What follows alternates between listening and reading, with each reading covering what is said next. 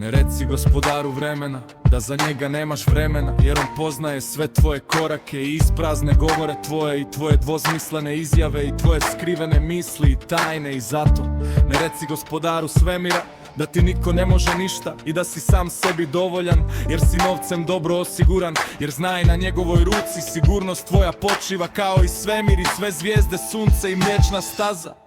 I zato ne reci mu, ne oholi se, gdje si ti veliki Bože, ja ne vidim te, ne čujem te, ne poznajem i ne prepoznajem te. Gdje si? Znam, nema te.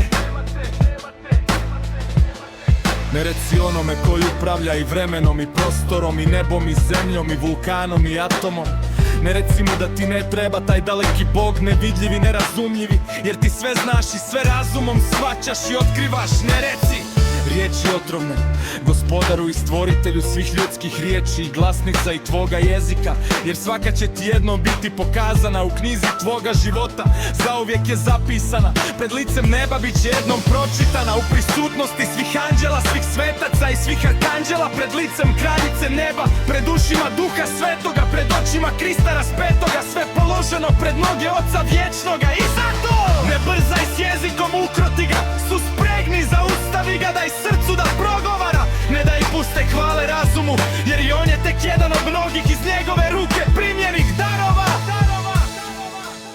Ne reci stvoritelju zemlje i zraka, vatre i vode, duha i tijela, kako ti je dovoljna teorija velikoga praska.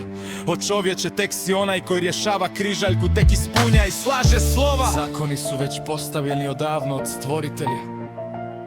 I zato ne grizi ruku kojom djecu hraniš, ne sjeći grane stablu na kojemu sjediš. Priznao ili ne priznao, htio ti ili ne htio, znao ili ne znao, on te iz ničega stvorio. Daleko si od gospodarenja, tek si beskorisni sluga, oblikovani od praha. Ne oholi se čovječe, jer sve što si primio od njega si primio, od njega ti je sve sa ljubavlju darovano. Daj hvalu gospodaru prostora i vremena, stanice i alge, kita i planktona, bubrega i mozga, životinje i čovjeka. Daj slavu gospodaru vječnosti, što nas sve u svome šatoru skupi. Daj ljubav gospodinu Bogu, koji sve po ljubavi oblikova i od svega stvorenoga svemira i svega što posjeduje i ima, jedino za tvojim srcem čezne i potpunu ti slobodu daje.